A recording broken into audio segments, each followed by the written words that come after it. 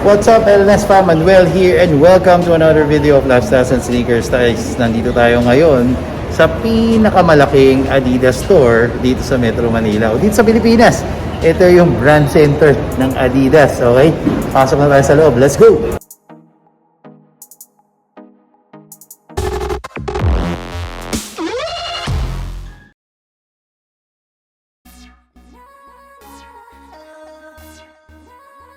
At ayun na nga guys, nandito na tayo sa loob ng Adidas Brand Center. Dito nga yan sa Ayala Malls, Glorieta. At syempre, ito yung pinakamalaking Adidas store, no, sa buong Pilipinas. At kung ito yung pinakamalaki, syempre nandito yung mga pinakamalulupit na mga sapatos. Pero bago pakita lahat ng mga yan, palike muna nitong video na to.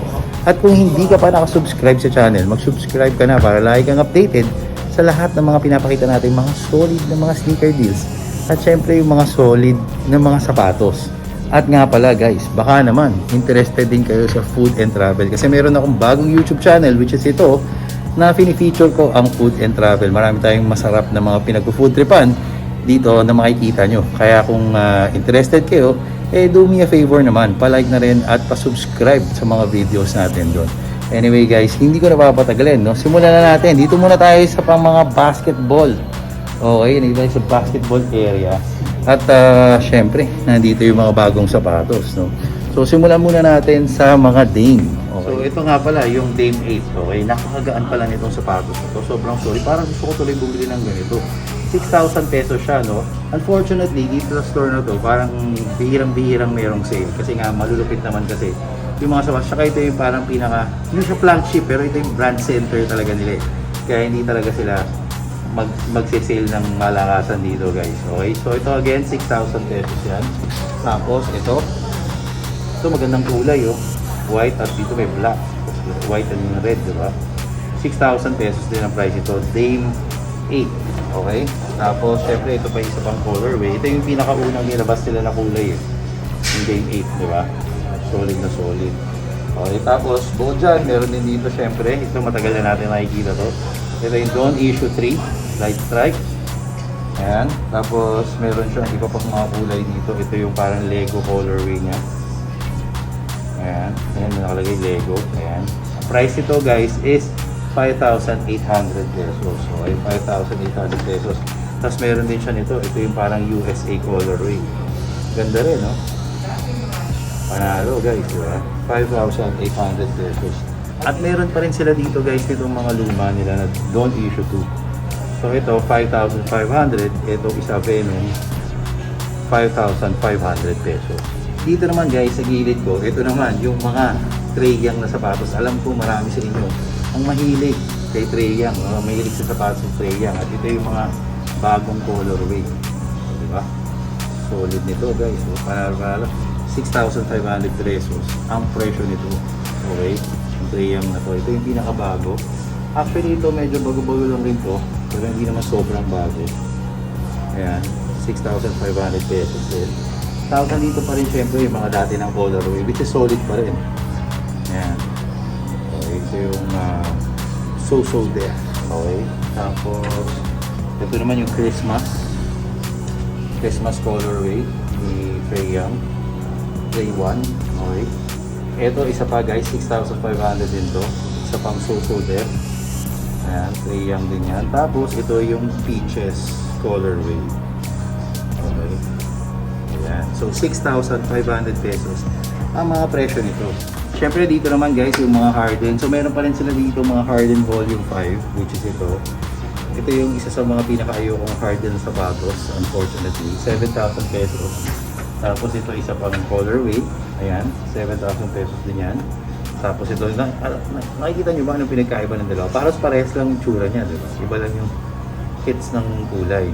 So, ito ay 7,000 pesos. Okay, hindi siya naka-sale. Unfortunately, kasi dito nga talagang bihira mag-sale. Ito wala rin tong sale. Kahit na alam ko sa iba makikita nyo, merong ibang ganito naka-sale na 7,000 pesos. Okay, so ang dami na mga colorway ng ano pa, natitira na mga Harden Volume 5. Ayan. Tapos, meron din silang Harden Step Pack, which is ito. Okay, so itong Harden Step Pack is 4,300 pesos. Okay. Nga pala, meron din pala sila ditong mga T-Mac na sapatos, no? Tracy McGrady. 7,000 din ang presyo na to. Ito naman, green and gold na kulay. 7,000 din ang price niyan. Pero guys, ito ang tinatawag na Harden Volume 6. Ayan. Diba? Ito yung pinakabagong sapatos or signature sneakers si James Harden. Okay? So, solid din siya, 7,000 pesos. Tingnan nyo yung lalim, yung loob pala. O, diba? Ito ba yung isa pang colorway? Diba? Panalo guys. Ang price ito is 7,000 pesos. Okay, 7,000 pesos parehas ito. Okay. So, this is Harden Volume 6. So guys, yun na, no? Tapos na yung mga pang-basketball. Tignan naman natin yung mga iba pang mga sapatos na available dito sa Brand Center.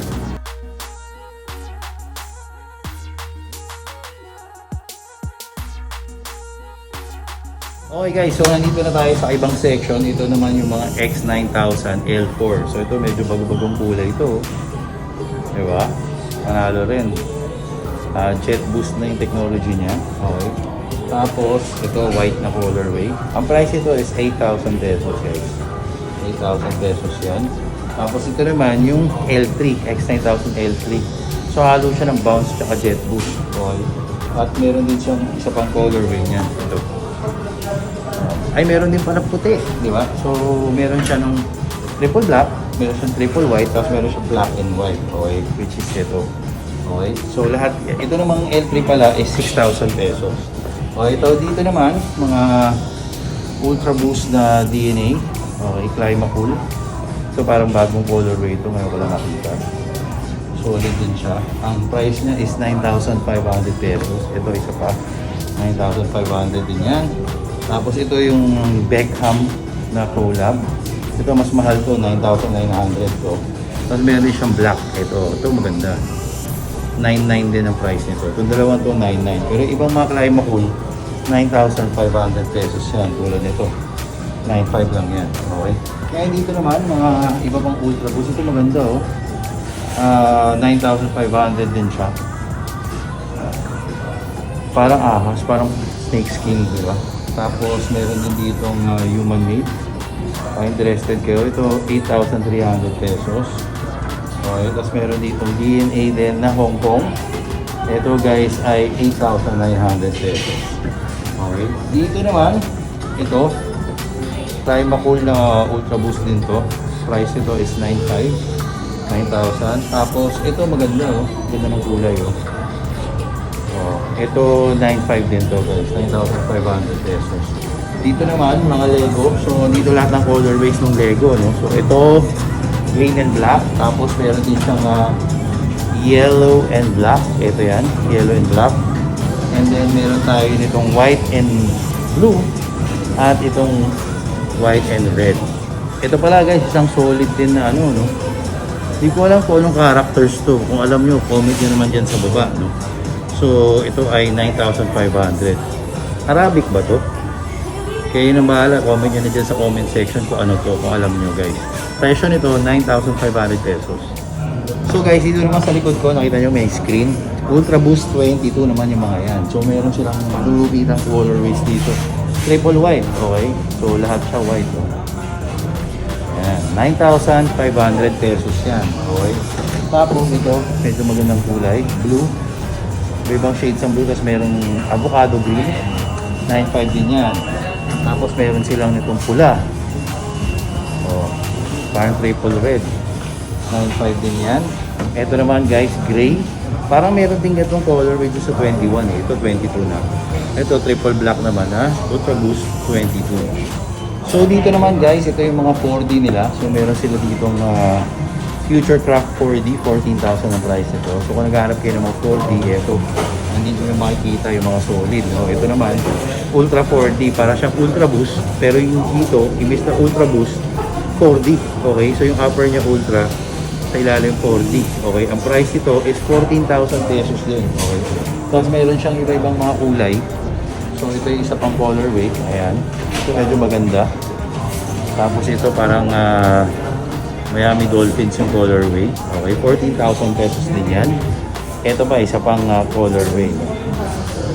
Ayan, so 14,000 pesos. Ito naman guys, ang tawag dito, 4D forward. So kung nakikita nyo, kakaiba yung 4D niya, no? Tapos mas makapal. Diba? So ito, ang price ito, mas mura to, 11,000 lang to. Ito isa pang colorway, no? Black naman.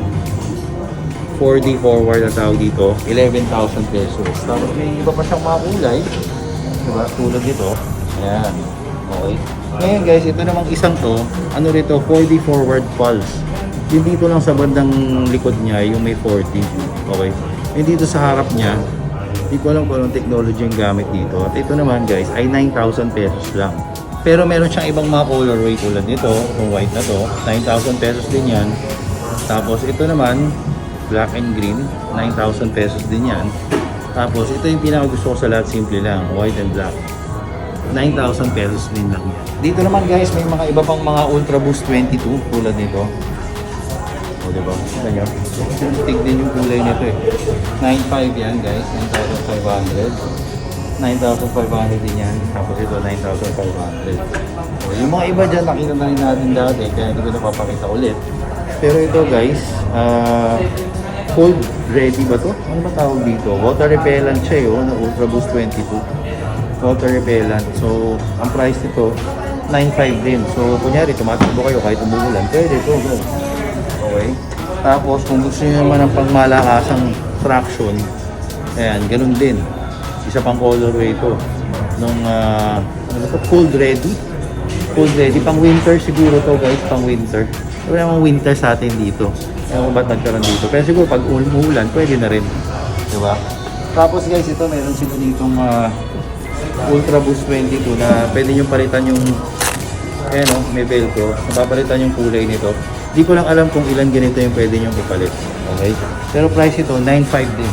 9,500. Dito naman, may Ultra Boost 21. Okay? So ito yung unang version. Nandaanan yung dito niya, hindi matambok, no?